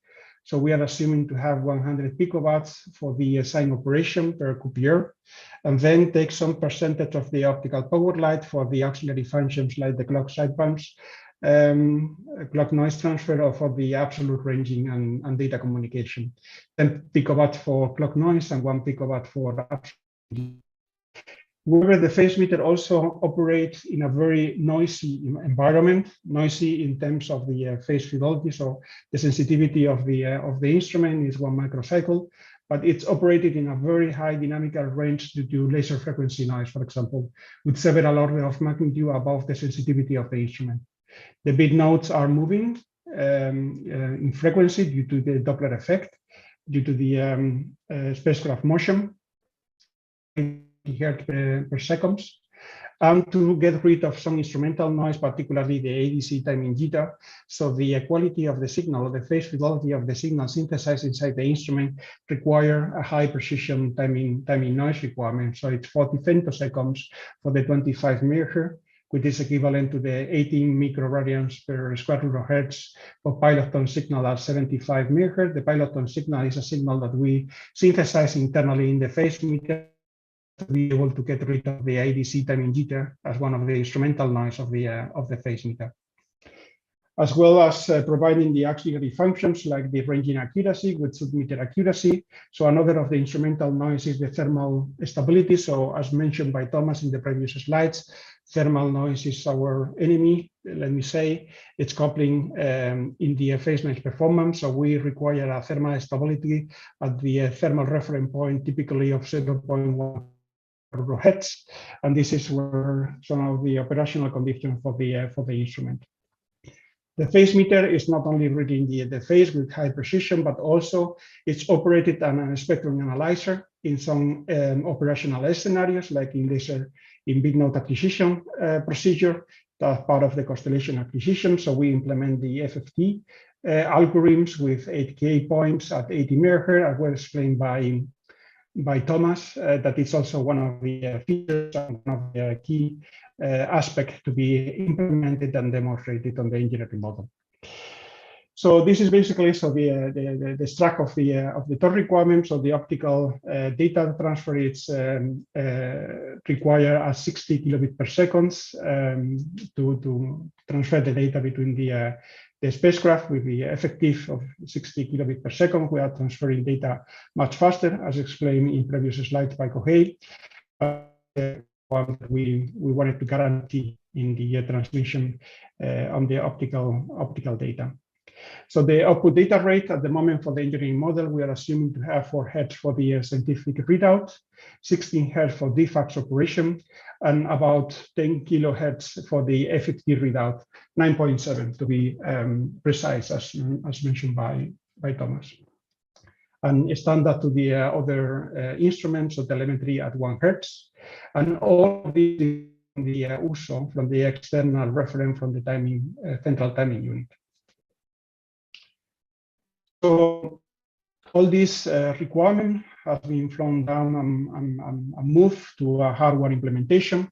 So we are proposing to have a flexible design that based on a modular concept, as well explained also by Thomas. This is because we are able to develop, manufacture, and test individual modules for assembly in the overall unit, and also this has many other benefits. That's why we propose to have this flexible hardware and software configuration. So as explained before, so the phase meter consists of 4 backing electronics that are the one doing the interferometric signal readout. The frequency distribution system, that is the one that is locking the instrument to the external reference and synthesize all the necessary clocks inside the instrument. Data handling and laser control, that it's a module that is interface with the onboard computer, transferring the data for DFAX operation and for the scientific readout, and the power supply modules, that is at the end the one that is providing all the internal voltage to the unit, and also the QPR power bus line. So we have some estimates on the mechanical and the thermal interfaces. At the moment, the unit is heavy, improving the mass and the power consumption. So the mass is calculated to 29 kilograms, and the power consumption of the unit is 134 watts. So if we see the inside of the meter, so this is what we are trying to represent here in this block diagram. So basically we have 4 backing. So we distinguish between 2 different types of modules. So one of the type of modules are the ones that are limiting the performance. That's what perform as critical modules. Critical modules are the backing electronics that it's doing the interferometric readout and the fast digital signal processing task. And the frequency distribution module, that is the one synthesize the piloton signals, which is at the end limiting the noise floor of the instrument, and synthesize all the internal frequencies locked to the external reference, and is also critical a critical module. So for critical performance modules, and the one that require our concentration at the moment is the backing electronics and the frequency distribution one. And then we have the different DHLC and power supply that we categorize like central support modules, are obviously important, very important for the unit, but it's not limiting the noise floor of the performance or the scientific output of the instrument. So it's doing the unit management, the state control, and the last destination filtering from the backing electronics, and also providing the data in the format required by the OBC, the onboard computer. The DHLC also implemented the controller or the DAC for the frequency control of the laser in the laser transponder topology. And the power supply, it's the one that is distributing all the internal powers and the power of the Basically, as you can see in this diagram, so we have 4 backing electronics. One FPGA is reading out 2 QPRs, so at the end, so we have 4 HTG4 in the unit, not only one. We are calculating 50% of the usage for this HTG4, as well mentioned by Thomas, but just for the readout of a couple of QPRs. So we have 4 HTG4 FPGAs in the unit. And all of them, all 4 backing electronics modules are synchronized with ones, or are getting the data for the DHLC, collecting like in the CPU processor here of the DHLC all the data, and then transfer the data to the onboard computer. And in the frequency distribution module, so it's where we are just generating all the different frequencies necessary for the TG4 FPGA, for the NG large, for the ADCs, and for the pilot tom, among others, in a single electronic modules here that is locked all the frequencies to the external reference one. We can see here some preliminary modules of this, particularly frequency distribution or the power supply modules in the first proto versions. Esteban, just to interrupt briefly, about 2 minutes left. Oh, okay. So at the moment we are concentrating, thank you very much. So we are concentrating in the performance-wise critical modules. Those are the backing frequency distribution one. So you can see here a representation of the mechanical frames. On the backing electronics, we have 2 PCBs. One is the analog backing electronics, the other one is the digital backing electronics. In the frequency distribution system, so we have the BCXO frequency distribution system, that is the one that is locking the instrument to the external reference. And on the top side, so it's the clock frequency distribution one that is synthesizes the clock side bumps and the pilot tone signal. So at the moment, we are concentrating in selection of the AAA parts, as well by Thomas. So we built a 4-channel demonstrator. We are escalating these electronics to our 8-channel version for TRL6 demonstration. So we expect to have the TRL6 demonstration by beginning of next year to cope with the mission adoption schedule. And this is where we are at the moment in terms of performance, limited by thermal noise in the lower frequency region. So we are building digital backing electronics in a custom design electronics, as also mentioned by Thomas. At the moment, we are doing the field 1 development based on this space development kit for the HTG4 space PCB, but we are building the schematics. Well, the schematics has been done, the PCB routing is ongoing, and the mechanical frame also ongoing for this custom design digital backing electronics processor. That is the one that is doing the magic of the LISA phase meter.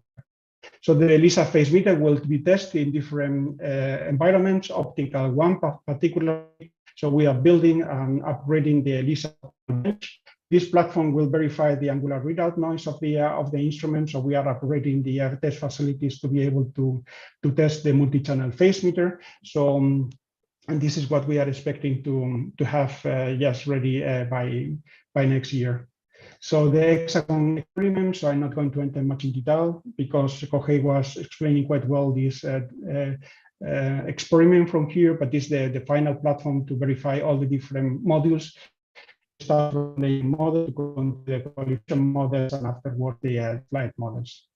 So in regards to the schedules at the moment, so we are here building the TRL6 demonstrator. So we start with the electronic test in next year. So we continue with the optical test next year, 2024, and we deliver the unit to the IDS test campaign by the end of 2025. I'm sorry I'm going so quickly in this slide, but I think this is the key point is next year. So we expect to have the test campaign for the engineering model. So in summary, so at the moment we are giving priority in the technology readiness level for all these performance-wise critical modules, the backing electronics and the frequency distribution module. So we started prototyping of the different electronics when the selection of the AAA parts, and all of them are compliant. So this is the kickoff for the detailed electronics design of the engineering model. So the moment where we are is the backing electronics is 100% complete in the schematics, and we are doing the routing and the mechanical layout in the detailed design. The frequency distribution module is the same. Power supply module, so we are still in the schematics phase because we are still getting some agreement with the QPR working group in the interfaces with the QPR. The data handling, so we are still discussing with the laser assembly responsibles on the final interfaces to the laser system, and that's why we are still in the 80% of the completeness of these modules. And we are also working in the OGSC and the preparation of the unit level test with optical setup.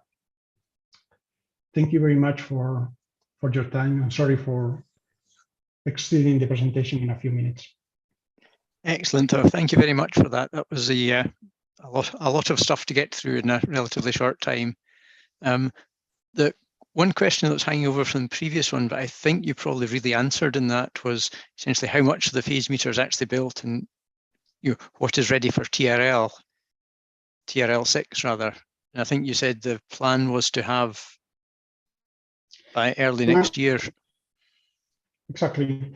So early next year, so we plan to have the TRL6 demonstrators, so meaning mechanics and electronics, by April 23 for these modules from here, backend electronics and frequency distribution module. So test in air by April 2023, and test in vacuum at module level by June 2020, what we call TRL6 demonstrator. And then we will continue with the other modules. Well, the other modules are obviously following a parallel sequence here in the schedule. And the full assembly, so we expect to have the test readiness board, so by beginning of 2024. So meaning, so the qualification of the full assembly with electrical test on 2024, and then continue with the optical test by this year, actually. Okay, thank you. One other question. I think you mentioned,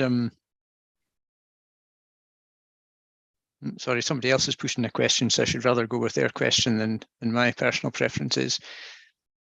So how are the values for the PRN chip rate and optical data rate linked? So as reported by Kohei in previous presentations, so at the moment, so we are building the DLL, the control loop for PRN ranging and optical data transfer in silence FPGAs, so not in the LTT4, that is the proto-flight version. So, and we are achieving so good performance for the ranging accuracy, well below the requirements for the engineering model. And we still have some synchronization problems with the optical data transfer, but it's being transferred as 78 kilobit per second raw data. So after the correction of the with Solomon correction and so on, so it's equivalent to 60 kilobit per second. So this is what we have as a requirement on the specification of the unit.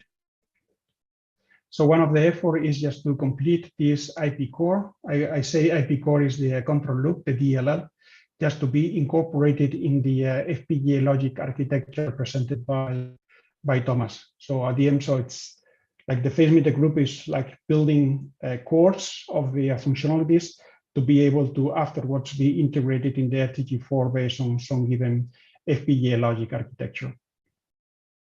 Okay, thank you very much for that. I think we've kind of run slightly over time here, so I should bring that to a close. But if you could possibly look in the chat window, there's possibly one or two more questions there. If you could answer them there, that would be great. Thank you.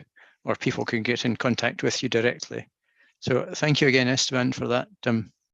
Thanks to everyone. Tour through the phase meter building. And our final talk in this session is Jean-Baptiste Bayle, he is there indeed. Good, excellent. So this is a slight deviation from phase meter talks to, well, I'll read it out again, assessing the impact of orbital approximations using GPU accelerated response model. So Jean-Baptiste, take it away and tell us all about that. Thank you. Thank you very much. Thank you, David, for the intro. And yes, it's going to be a little bit of a different talk. Let me just adjust the screen. All right. Okay, you should be able to see the screen. Yeah, that works. Okay, awesome. So yes, I'm going to talk about something a little bit different, more on the data analysis side. I actually don't really know why this talk was put in this session, but that's the way it is. Hopefully it's going to be of interest for you guys. And so today I'm going to talk about the response function of LISA and how we implemented it using GPUs to have the full response and used it to assess the impact of orbit approximations when doing parameter estimation. So this is a work that we've carried out with a bunch of people, Michael, Alvin, Michele, from different institutes actually. We've submitted a paper about it. So I'm going to describe basically all the results in the paper and the method. But you can go and check out on archive the paper itself. There's the link here. And the title is actually exactly the same as the title that I've chosen for this talk. So that's an easy pick. All right, so I'm going to start with a little bit of context because we're talking data analysis here. Then I'm going to talk about the implementation itself of the full response function and how we used it to study different approximations related to orbits. And I'm going to leave you with a few takeaways. So without further ado, let's start and dive into the context. So a little bit of a refresher about Bayesian framework. So we analyzed the gravitational wave signals using this Bayes rule, where we want to find the probability of having some a set of source parameters here, theta, given some data and a model, lambda and d. And this is proportional to what we call the likelihood. So the probability of having a certain set of data given the parameters. So L here is what we're trying to estimate, and it represents the probability of observing the data that we have given a model parameter. So under the assumption of stationary and Gaussian noise, this likelihood, or more precisely the log likelihood, is proportional to, there's a factor of -1/2, but it's proportional of this inner product of the data minus the template. And the template is the gravitational wave signal that you generate during your sampling of the likelihood from your set of parameters that you're testing. And so because it's a complicated thing to explore, and usually you have a high number of dimensions, you want to use stochastic sampling like MCMCs. And so you jump from one set of parameter to another. And so because the parameters are changing at each jump, you have to generate your template again. And because you want to have millions of jumps, your template generation itself must be very efficient if you want to have a good sampling. And you don't want it to take the Hubble time to finish.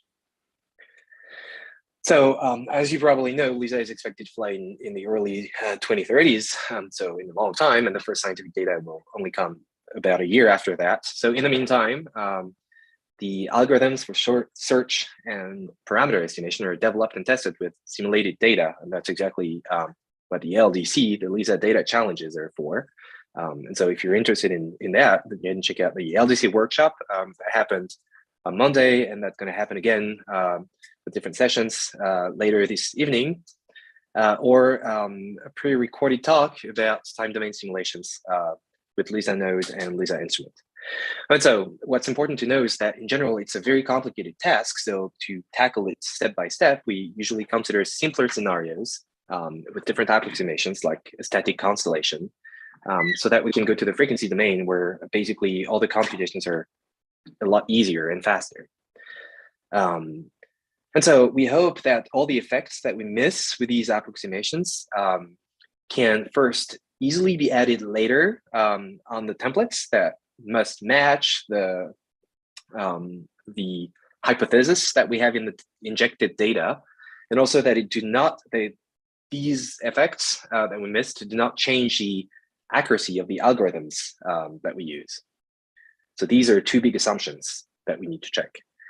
And of course, during operations, the algorithms will run with real data. So we will need better templates that would include all the relevant effects, relevant being, TBD, because we want to extract the maximum amount of information for the collected data. And so the accuracy of the model that we have of the templates should not be the limiting effect in our parameter estimation.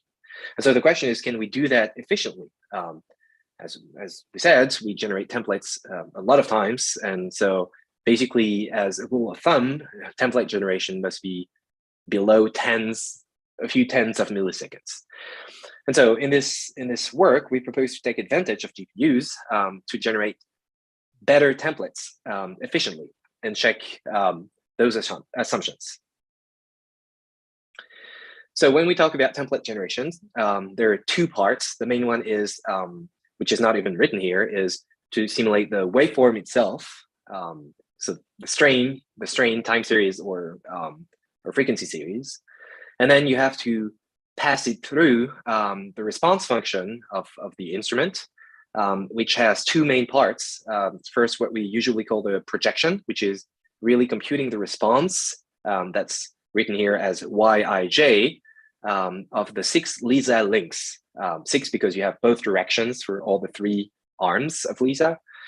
And so the response is really the frequency shift that is induced by the gravitation waves. So the deviation from the metric, the Minkowski metric. And so as you can see here, there's a equation for that. And basically these big H's that you see, H12, are the projected strain that you take at different times. The second step is TDI. You've all heard about TDI. So because LISA has unequal arms, there's an overwhelming amount of laser noise that we should reduce. And TDI does reduce it below, hopefully below gravitation wave amplitudes. And so usually you work with a set of TDI combinations. Here, in this example, I take the Michelson one, X, Y, and Z, which basically gives you equal arm length measurements. And we do that by taking the measurements that we have from our unequal arm interferometer, and we combine them and time shift them. In practice, we use second generation combinations to account for the flexing of the constellation, but here, just as a reference, I show you the first generation X. So as you can see, it's a combination of the different Ys that we computed in the previous step, on which we apply those big Ds, which are just delay operators, time shifts. And of course, because the data will go through this TDI step, the templates must also be transformed because before we compare them against the data, the TDI data. All right, so as you can see, this is the response function. These two parts are quite complicated. And actually, both of them require some knowledge about the LISA orbits. So if you think about the projection, as I pointed out, the strain, those big H's, needs to be evaluated at emitter and receiver, so at different position in space. So we need to know the position of the spacecraft. And the third point here is that we also need to evaluate them at emission and reception times. So that means that given the reception time, for example, we need to deduce the emission time. So that's actually a rather complicated calculation because it involves computing the intersection of a light curve with the spacecraft's universe lines. But all in all, it also depends on the spacecraft positions. And lastly, there's the antenna pattern function, the projected H's, which depend on the arm direction. So again, you need the spacecraft positions. On the time delay part, the time delay interferometry part, of course, we need to delay those Y's, as I showed. And so we need to estimate the light travel times, which are used as time shifts. As the baseline, we obtain them from auxiliary measurements, what we call the measured pseudo ranges and the slide bands. And so that's derived from the measurements that we have. Of course, the real orbits are influenced by a lot of things, other bodies like the Earth or Jupiter. The orbits themselves are optimized for fuel consumption, for example, and then you have to add non-gravitational effects that are accumulated over the mission. So it's a complicated thing. Here is an example of a set of orbits. I plotted here over the, I think, 10 years of mission, the light travel times, so the separation between the 6 pairs of spacecraft. And as you can see, it's varying. They're absolutely not constant. They vary by more than 5%, and they're not periodic. So this is complicated, and that means that to compute the full response function, we need to handle time-varying delays, which is not easily expressed in the frequency domain, It actually can with some tricks, but it's not easy at all. Whereas it's very easy to implement this in the time domain. This is actually what we did. So we propose an implementation of the full response function in the time domain so that we can accept any strain time series or any waveform and any orbits. And we, of course, include this TDI step where we can compute any combination. This is implemented on GPU, and there's an open source project called Fast Lisa Response. I gave you the link on GitHub here, and it's implemented in C++ and in CUDA and wrapped into Python with Cython. So it's fast, it's really fast. All the time varying delay filters are implemented as Lagrange interpolation with a quite high order, a conservative order of 25. And so the entire likelihood that we looked at earlier in the talk is computed on GPU and only transferred to CPU in the very end. And so this is pretty cool. Of course, the first thing that we did is to cross-check the results against existing codes using CPUs. So Lisa GW response or PyTDI and the LDC toolbox. And basically, all the tests that we did showed a match down to numerical precision. So we're pretty confident that the implementation is correct. What about the performance? So we compared basically the CPU implementation and the GPU and the CPU implementations performed on some machines. And basically what we see is a speed up of about 1,000 times. So it means that for 1 year of data, the full response function can be computed in around 10 milliseconds, which, as we said before, becomes compatible with the usual samplers. All right, so now that we have this, then we're free to use very realistic orbits and compare them with, very approximated orbits and assess the impact of those approximations. So there exist many codes. Most of them actually assume equal arm length orbits. That's what's used, but for example, by the LDC or any fast Fourier domain response. And as we said, these orbits are in physical, but they simplify the problem a lot. So they're used a lot. We're going to use our code basically to assess the impact of these approximations. So what we did is really carry out a systematic study of the loss of accuracy that we have when doing parameter estimation with simplified orbit assumption. In this study, we focused on galactic white dwarf binaries because they're easy to generate. The waveforms are really easy. They have small number of parameters. And actually the waveform itself is generated on GPUs, so everything is quite fast. The 7 parameters that we use are the following: the amplitude A, the initial frequency F0, the initial frequency derivative F dot 0, the polarization psi, the inclination iota, and the initial angle phi 0.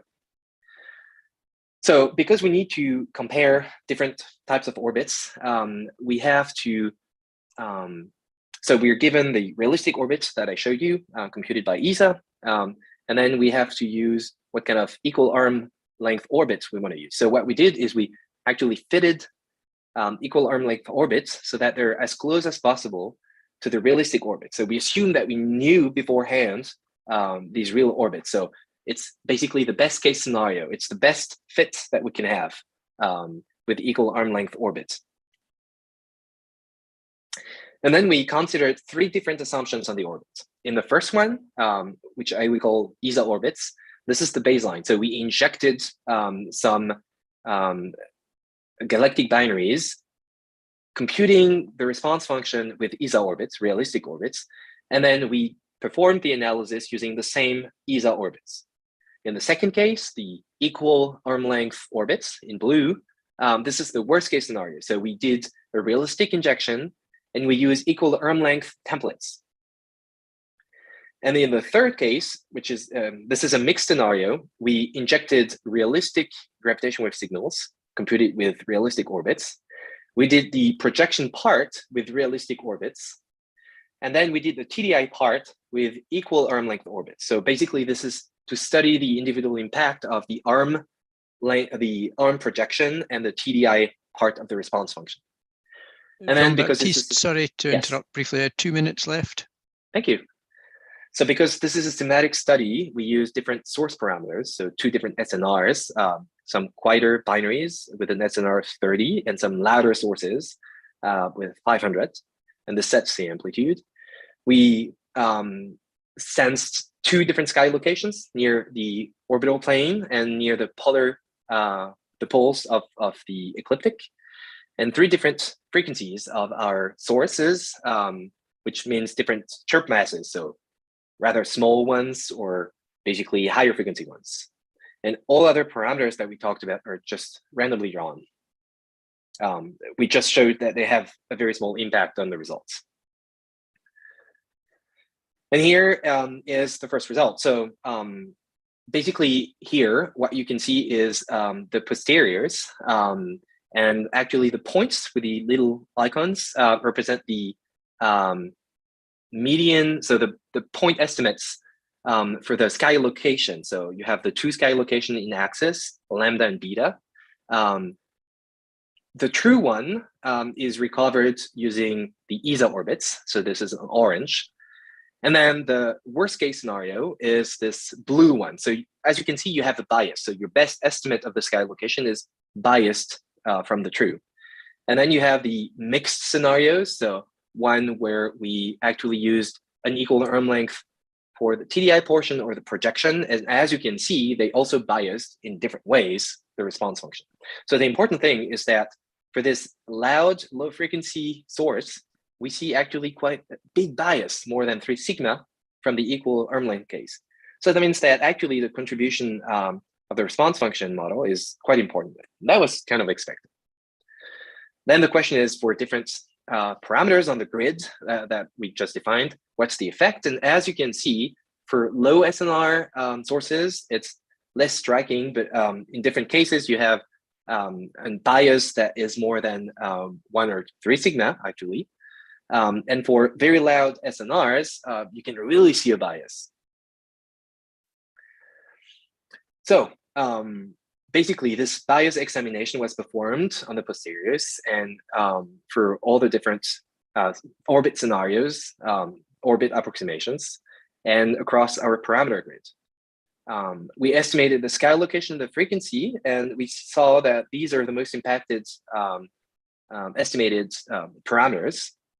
And the observations are actually fairly consistent. So basically, low SNR sources have small biases, and high SNR sources have strong biases, which can go beyond 3 sigma for sky location and frequency.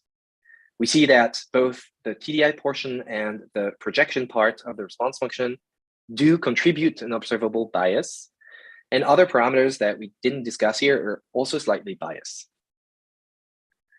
So the main takeaways is that when we move to more realistic scenarios, we definitely need to implement the full response function in both the projection and the TDI part to generate the templates.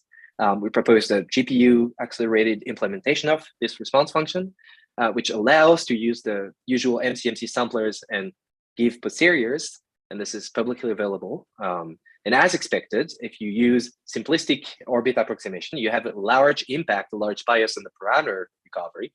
And for loud sources, basically, you cannot use it at all. The last point, an important one, is that when we use realistic injections and realistic templates, we do recover good estimates of the galactic binary parameters, which means that this is one of our hypotheses, which is checked. So it's good that in the future we can use those implementations and templates. And thank you.